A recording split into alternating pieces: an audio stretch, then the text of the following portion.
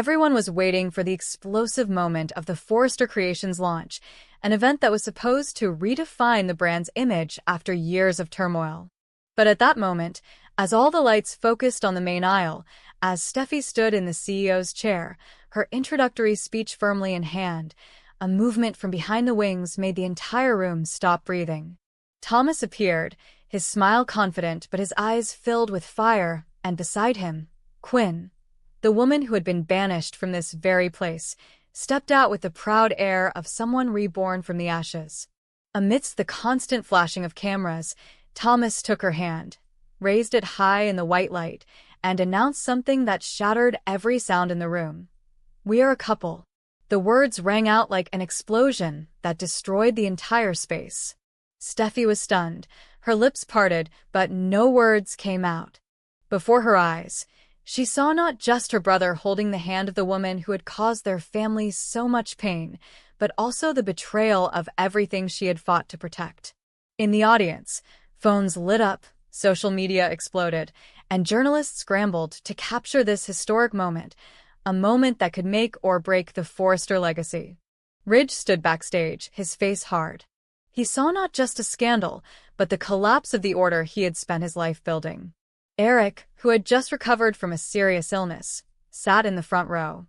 Shock washed over him when he realized that the woman holding his nephew's hand was Quinn, his former wife, the woman who had torn their family apart. The image was like a knife to his old heart, where scars that had healed bled again. He saw old memories flooding back, forgivenesses, betrayals, promises crushed under the heel of time. And now, with Quinn back, not just as a woman she loved, but as a symbol of chaos, he understood that tonight was not just a fashion show, it was a public battle between past and present. Steffi stepped onto the stage, trying to maintain composure, but inside, her heart was pounding like an alarm. She knew the consequences: media scrutiny, investor skepticism, clients questioning whether Forrester Creations was still a brand of elegance or a stage for sexual antics.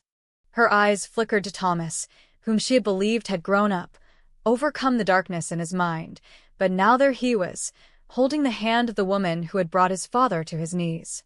Thomas looked straight into the camera, his smile not just a symbol of rebellion, but also a declaration of freedom. He believed he was in love, that his feelings for Quinn were real, that he had the right to live his life on his own terms, not confined by the moral boundaries set by his family. But there was a quiet fear inside him, a fear that he was becoming another version of Ridge, a man driven by desire and error. Quinn, in the moment the light touched her face, felt a cold shiver. She had dreamed of this day, the day she would return, see those who had rejected her witness her triumph. But now, between Eric's stunned gaze, Steffi's contempt, and Ridge's silence, she realized this victory tasted bitter. She had wanted love, wanted forgiveness, but now all she had was a glowing stage built on the ashes of trust. When the show ended, the auditorium erupted like a beehive. The press swarmed the hallways, the phones rang, and Steffi faced her biggest crisis since running Forrester. Investors wanted answers, and PR people sought damage control. Ridge, in his backroom office, stood staring at the giant poster on the wall, where Forrester, Elegance Reborn, now read sarcastically. He knew things had gotten out of hand. Eric walked in, leaning on a cane, his eyes sad but hard. He knew his family had always lived between triumph and tragedy, that love and betrayal were two sides of the same coin. But this time, everything was different. He couldn't tell who was wrong and who was pitiful. He looked at Quinn, the woman who had broken him but also saved him from loneliness, and at Thomas, the grandson who had once been his pride and now a symbol of instability. There was a deep fear in Eric's eyes that the Forresters themselves were entering a cycle of self-destruction again. Steffi sat alone in the dark conference room, the light from her phone illuminating her conflicted face.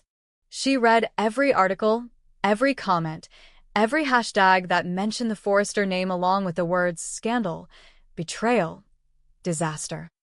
She felt the fatigue creep into her muscles, but the fire still burned inside. She would not let a woman like Quinn drag the family down again. She knew this fight would be about more than just reputation, but about control, the right to decide who deserved to stand on the stage and who should be pushed out forever. Thomas, meanwhile, was reveling in the freedom he believed he had just won. He felt loved, alive, challenging the world. But in the quiet moments, when the lights went down and the noise of the crowd faded, he felt empty. He looked in the mirror and saw his own reflection, a man who had risked everything to protect love, but wasn't sure that love was enough to save him from isolation. Quinn returned to the old mansion that had once been her and Eric's home. The house was silent, the paintings on the walls following her every step. She stood before the piano where Eric had played for her and felt tears well up in her eyes, without knowing why. Was it regret? Or simply the realization that what she had gained could never replace what she had lost? The next day, the media carried pictures of Eric leaving the hospital, along with a brief press release. Forrester Creations is reviewing the roles of all members of the company. Beneath the caption was a photo of Eric standing on the stairs, his gaze distant, while behind him, a large banner with Quinn and Thomas's faces faded into the sunlight. The story spread and public opinion was divided. Some praised Thomas for his courage in being honest, others criticized Forrester for losing his soul. But for those involved, the truth was simpler and more cruel. No one really won. Steffi faced a media storm and the fear that she was losing control. Ridge was torn between protecting his family and protecting his brand. Eric faced the ghosts of his past resurrected in the company he had built with blood and tears. And Quinn, who had been looking for love, now became a symbol of chaos.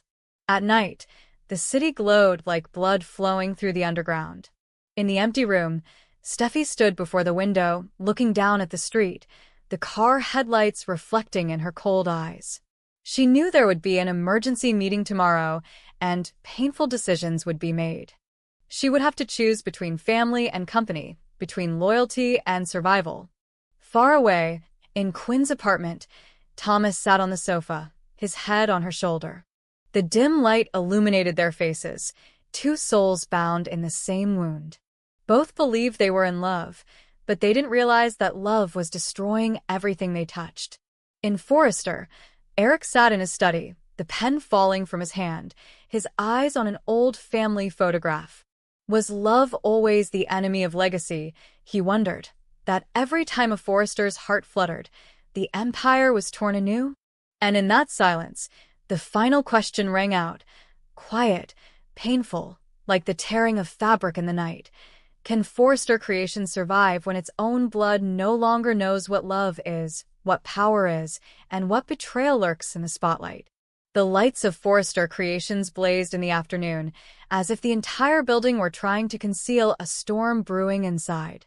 Carter walked down the hallway, his steps echoing in the silence, where glances swept past him, curious and skeptical.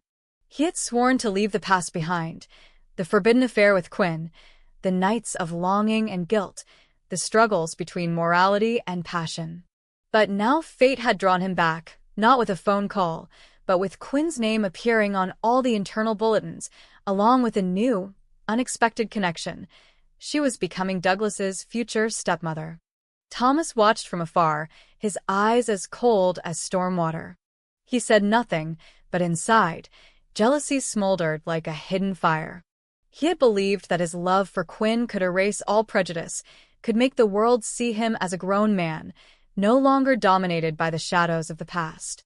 But now, seeing Carter, the man who had lain in her arms, still walking beside her, still the one she turned to in times of crisis, Thomas understood that he had never truly had her. Quinn's love, like light reflected on water, slipped away the more she held on.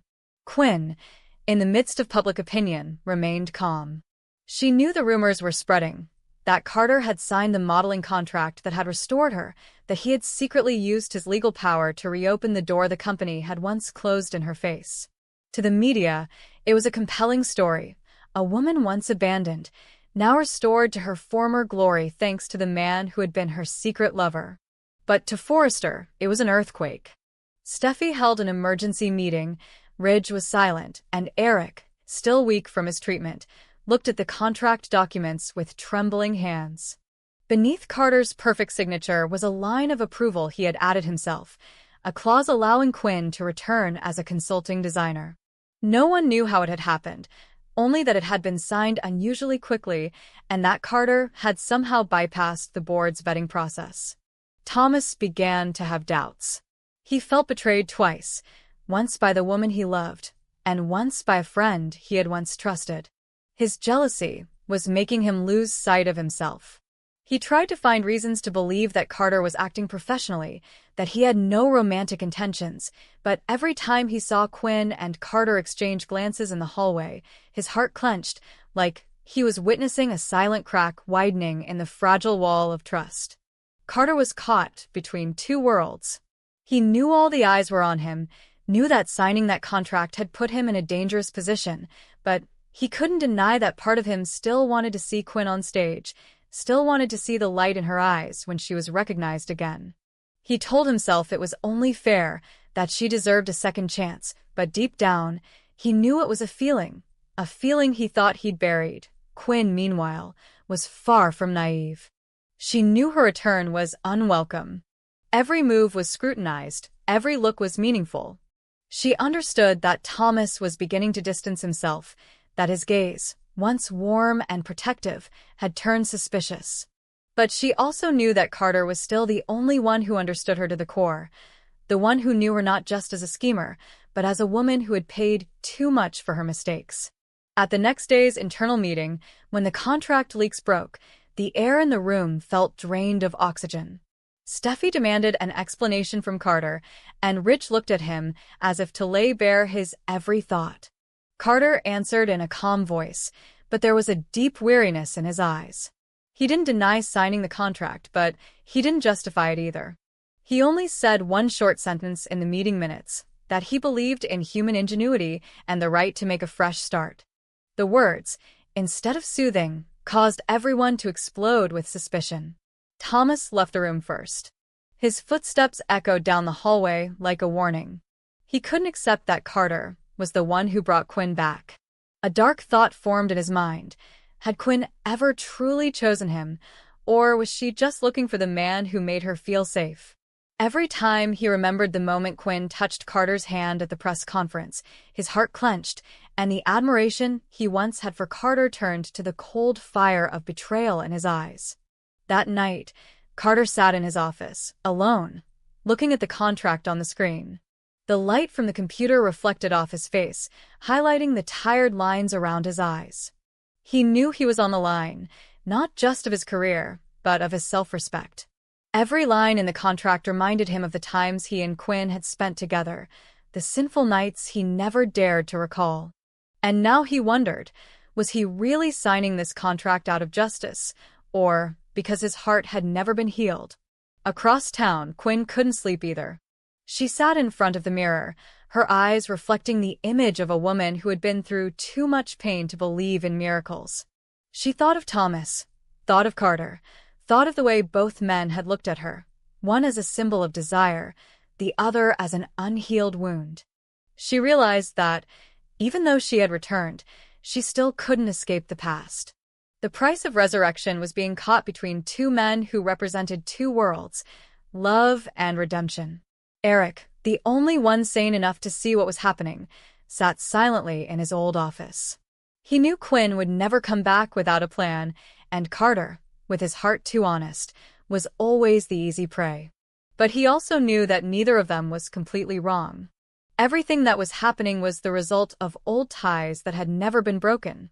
He looked at the family photo hanging on the wall, where Thomas and Carter had once stood side by side, and wondered if Forrester was becoming a place where love always turned into a battlefield. In the days that followed, the gossip continued. A photo of Carter and Quinn appearing in the same frame spread across the internet. A major fashion magazine carried the headline, "A woman returns from the shadows, thanks to her ex." Thomas saw the article in his office, clutching his phone until his hands were empty. In that moment, he knew he was no longer in control of the story. Quinn was now the focus, and Carter, unwillingly, was being dragged into the role of the villain in a new tragedy. While everything outside exploded, inside Forrester, an eerie silence spread. Meetings were tense. People began to choose sides. Steffi wants to end Quinn's influence, Ridge wants to keep the peace, and Eric is torn between compassion and fear of the past repeating itself. Carter, in the middle of it all, no longer knows where he belongs. On a weekend night, Thomas goes to the design studio where Quinn is working late. He stands outside the door and sees Carter walk in. No one says anything, but the look between Carter and Quinn says it all.